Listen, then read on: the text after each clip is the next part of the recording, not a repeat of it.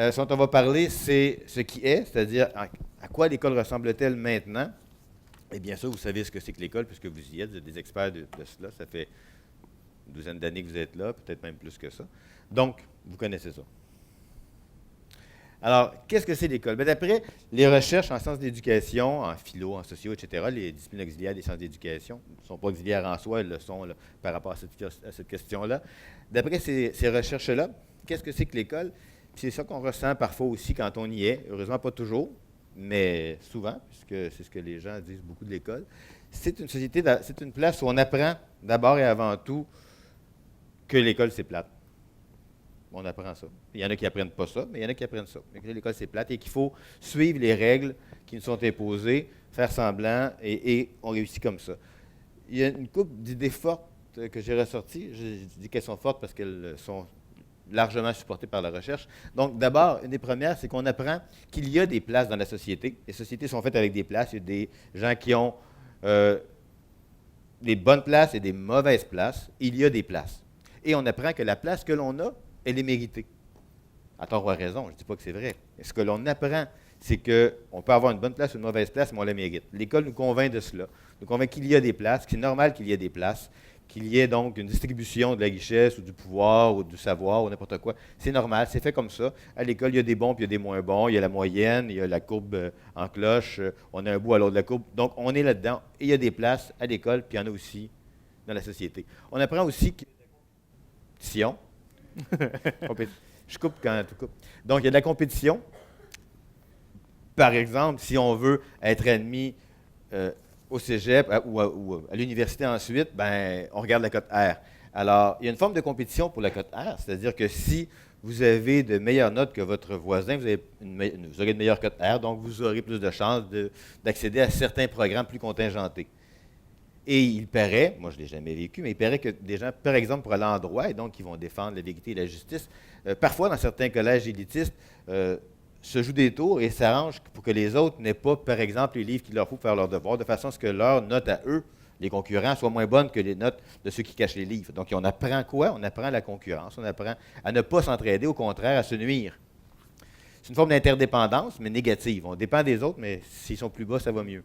Je lisais oui. Ce matin dans Le Devoir, le journal Le Devoir. Tu vas reculer d'une ligne avant. Pardon? Tu reculeras d'une page tantôt. Ah oui? OK. Excuse-moi. J'ai appuyé sans le vouloir. Donc, je lisais ce matin que, en fait, l'utilisation des drogues est aussi répandue chez plusieurs étudiants à l'Université de Montréal, à l'Université McGill, mais l'utilisation des drogues, non pas pour avoir du plaisir, mais l'utilisation notamment de Ritalin, qui permet au cerveau d'être plus longtemps actif et de développer une acuité intellectuelle. Et il y a des étudiants là, qui le mentionnent ouvertement. On prend des drogues donc pour pouvoir mieux performer, pour pouvoir évidemment gagner notre place. Avance d'une, parce que tu n'y touches plus. Merci. OK. Donc, c'est une blague. Donc, il y a de la compétition, on n'apprend pas la solidarité, on n'apprend pas à s'entraider, on l'apprend un peu, travailler en équipe, mais ce qu'on apprend surtout, c'est qu'il y a des bonnes et des mauvaises notes, puis on est mieux d'avoir les bonnes. On peut aussi dire, bon, ça ne vaut pas la peine, on décroche, on laisse tomber, mais ceux qui continuent dans l'école le plus longtemps apprennent en gros cela. Évidemment, je généralise, c'est des données statistiques un peu. Donc, la concurrence pour les meilleures notes, la promotion sociale individuelle. On ne pense pas donc qu'on peut améliorer notre sort collectivement, mais on pense qu'on peut l'améliorer individuellement. Ce n'est pas comme groupe qu'on s'améliore, ce n'est pas ensemble, c'est une personne qui s'en sort, qui part avec le paquet, le winner's take it all. Donc, ou takes it all, c'est l'idée que, on va prendre un autre exemple, aux élections, mettons qu'on veut être député dans un comté donné, bien, s'il y a 2, 3 personnes qui sont en concurrence puis qui ont 30 puis 40 bien, celui qui a 40 des voix, il a le comté à lui tout seul. Il est le député. Il n'est pas 40 député. Les deux autres qui sont proches, ne sont pas là. Alors, celui qui gagne le paquet. C'est ce qu'on apprend à l'école un peu. Ensuite, la carotte et le bâton. Donc, on apprend à étudier. Pourquoi? Pas pour le plaisir de savoir plus de choses, d'être plus en contrôle sur sa propre vie, de connaître mieux le monde, de le comprendre, de le maîtriser, de le voir venir, bon, tout ça, de le changer éventuellement. Non, on apprend à faire ça pour avoir une récompense. Cette récompense-là qui prend la forme de notes la plupart du temps, des notes qui permettent d'aller plus loin, des notes qui permettent des fois de plaire à ses parents, de plaire etc.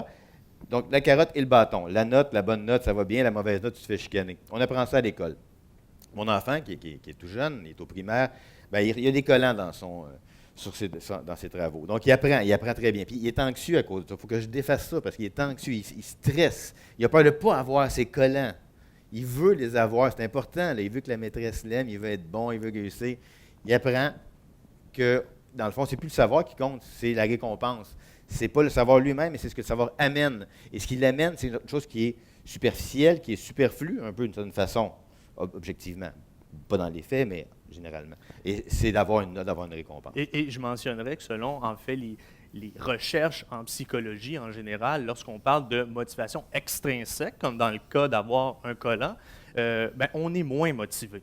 Hein? Une motivation la plus solide, c'est lorsqu'une motivation intrinsèque, c'est-à-dire pour le savoir, pour l'objet d'apprendre, et non pas pour la récompense sociale qu'on va obtenir. Il y a une différence entre une récompense et un encouragement. Taper dans le dos de quelqu'un et dire qu'il est bon, tout ça, c'est pas pareil. Et je vais faire une petite anecdote, je vais livrer une anecdote par rapport à ça. C'est un de mes collègues qui me l'a raconté, un collègue qui est prof en psychologie de la motivation, puisque en éducation, on a ça. Et il connaît bien cette théorie-là, puis il est mis en pratique dans sa vie. Il était mon patron, ça marchait très bien. On rentre dans son bureau, on n'a pas de projet, on ressort, on a plein de projets à faire. On est ceux qui viennent de nous, on est motivés. Il est content, il est le patron, il nous fait travailler, tout va bien. Mais donc, il est mis en action et ça va bien. Mais il l'a fait aussi dans sa propre vie quotidienne. Il y avait des enfants qui jouaient au hockey sur son garage, sur la porte de son garage. Ça faisait du bruit, ça l'achalait, ça maganait le garage. Je ne sais pas trop, il n'aimait pas ça en tout cas. Alors, ce qu'il a fait, c'est qu'il les a récompensés. Il leur a donné $1. Il a dit, à chaque fois que tu vas venir jouer au hockey, je te donne $1. Il a fait ça pendant 2 semaines. Ensuite, il a arrêté de donner des dollars. Qu'est-ce qui s'est passé? Les enfants ont arrêté de jouer sur la porte de garage. Il était débarrassé d'eux. La motivation extrinsèque était disparue. Donc, ils n'étaient plus là pour le fun de jouer au hockey. Ce n'était pas le plaisir du hockey qui les intéressait, c'était la récompense. Alors, les récompenses pervertissent les choses parfois. Elles font en sorte que les buts d'apprentissage disparaissent. L'école nous apprend finalement à ne plus aimer apprendre. Pas toujours, mais il y a cet effet-là lié à la forme scolaire, la généralisabilité de l'école telle qu'elle est. On apprend aussi la docilité. Donc, on apprend à se fier à l'autorité du maître et à l'accepter. Bon, des fois, ça peut être correct quand quelqu'un qui sait plus de choses, qui dit attention, là, il y a quelque chose qui tombe sur ta tête, pousse-toi, il faut l'écouter, ça va. Mais d'autres fois, quand on apprend à faire d'une manière irréfléchie, dans toutes les circonstances, c'est pas pareil. Et c'est ce qu'on apprend un peu à l'école aussi. La passivité, donc on apprend à consommer, à mémoriser de l'information pour la répéter ensuite. Bon, pas nécessairement la répéter longtemps après, puis souvent, une fois qu'elle est répétée pour l'examen, on l'oublie. Mais donc, on apprend une mémorisation à court terme, de choses qui n'ont pas de sens pour nous, sauf celui de nous permettre de réussir l'examen. On parle plus du secondaire et du primaire en disant ça, du secondaire surtout que du cégep, bien entendu. La compartimentation, donc de faire des compartiments. On apprend qu'il y a une différence entre le succès et l'échec, comme si c'était coupé à 60 puis à 61, à 59 puis à 60, ça coupe. C'est une différence entre les deux, le jour et la nuit. C'est entre 60 puis 59. C'est ce que je voulais dire, merci. Okay. Entre le côté manuel et intellectuel, comme si les deux choses étaient absolument distinctes, comme s'il n'y avait pas de réflexion dans le manuel, il n'y avait pas de manuel dans la réflexion, il n'y avait pas du côté pratique lié à ça, tout est compartimenté, coupé.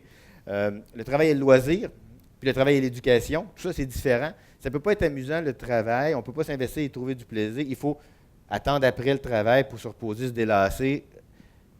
Il faut juste, dans le fond, serrer les dents et attendre de passer à travers. La même chose, on n'apprend pas en travaillant, ce n'est pas une occasion de se développer, ce n'est pas possible d'imaginer une usine où il y aurait, mettons, des heures prévues pour apprendre de l'anglais ou du français ou des maths ou n'importe quoi, ou bien pour avoir une troupe de théâtre qui vient ou un musée ambulant ou n'importe quoi. C'est pas pensable, comme si ça ne se pouvait pas. Pourtant, il y a des places, ça c'est déjà fait. On n'apprend pas, comme si non plus le travail ne pouvait pas être quelque chose de beau et d'enrichissant, de créatif, donc c'est juste aliénant. À l'école, on apprend à séparer les deux puis à endurer les moments plates de la vie. Sciences et les arts, c'est séparé. École et vie active, c'est séparé. Donc, on apprend quand on est à l'école. Avant, on n'apprend pas vraiment. Après, c'est fini. Pour la vie, on n'a plus rien, plus moment d'apprendre. Bon.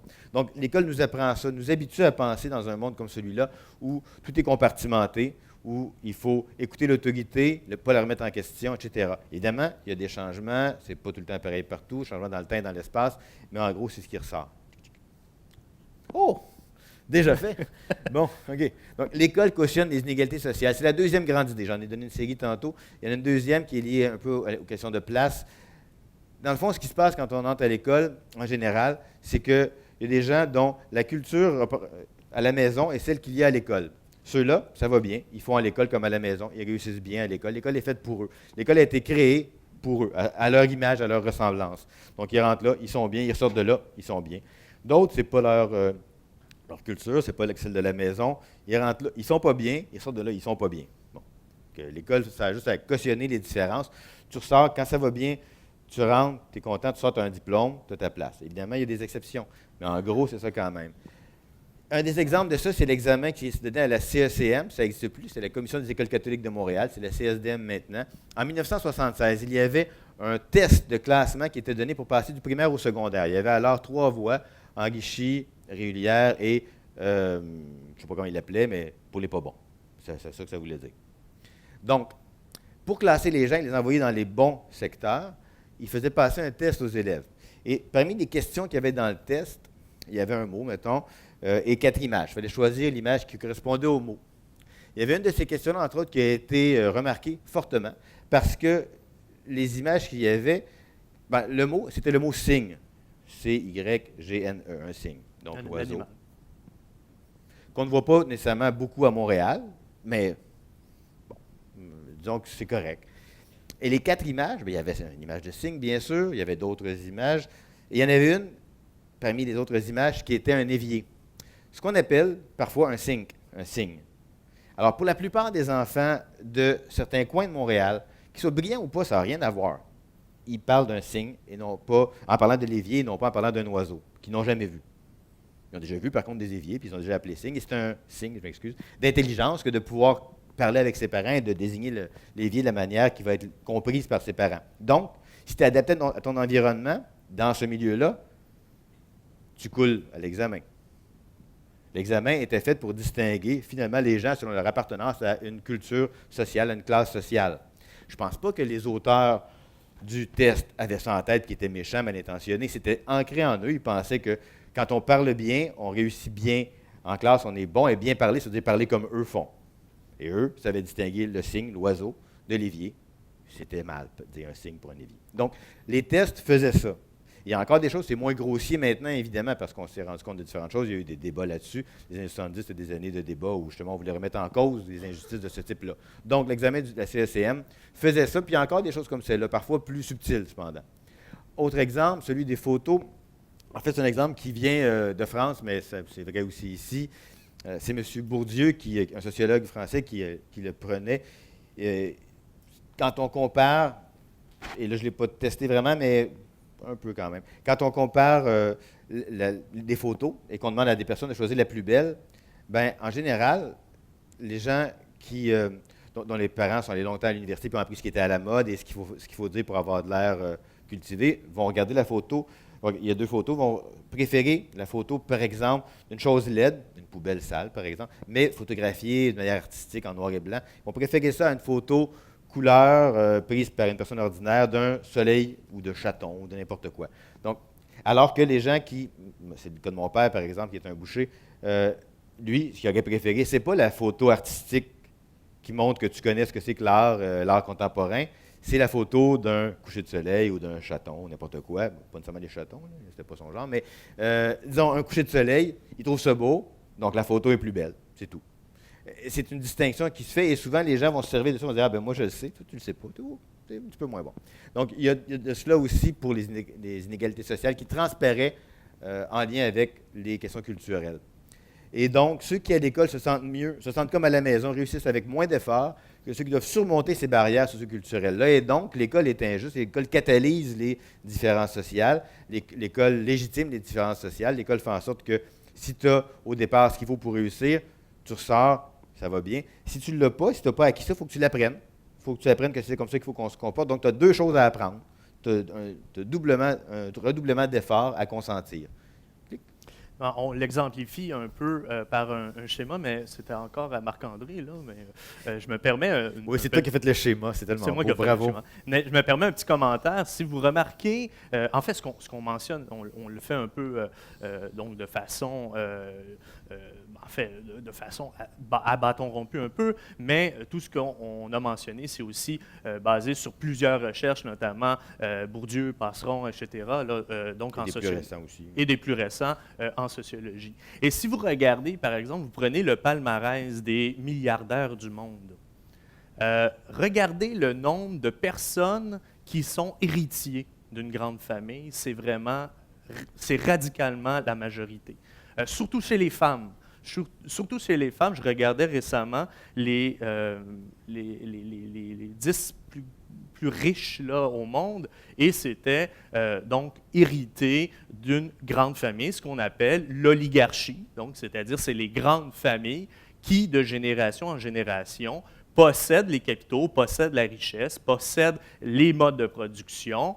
Et en fait, on vit avec cette situation-là. Évidemment, au Québec, on va facilement penser à la famille Péladeau. Mais lorsqu'on regarde donc la richesse mondiale, c'est quelque chose qui se transmet justement de génération en génération, donc qui entre gagnants, donc des personnes qui entrent gagnantes dans la société, en sortent également gagnantes. Est-ce que tu peux oui, mais j'ajouterais aussi que la question des femmes, ça reflète le plafond de verre qui existe. Donc, c'est plus difficile pour une femme, même aujourd'hui, de passer par-dessus le plafond de verre, donc de monter dans les échelons sociaux, hiérarchiques. C'est faisable, il y en a qui le font. Mais c'est plus difficile. Et par conséquent, il y a une surreprésentation de celles qui ont hérité parmi celles qui sont riches. Parce que c'est plus difficile de monter les échelons. Donc, celles qui n'ont pas besoin de les monter parce qu'elles héritent, ils sont plus nombreuses. S'il y avait plus d'égalité, on pourrait supposer qu'il y aurait autant d'héritiers et de non-héritiers parmi les hommes que parmi les femmes qui sont riches. Alors, ce que le schéma montre, c'est la boîte noire, ce qu'on appelle comme ça. Donc, on entre, si on a un succès social, donc si on a une famille qui est bien placée dans la société, on sort en général avec un succès scolaire. Et là, l'école convertit le capital culturel, si on peut l'appeler comme ça, le capital économique en capital culturel, en capital scolaire. Bon. Donc, tout le capital qu'on a change de forme dans la boîte noire, il change de nom.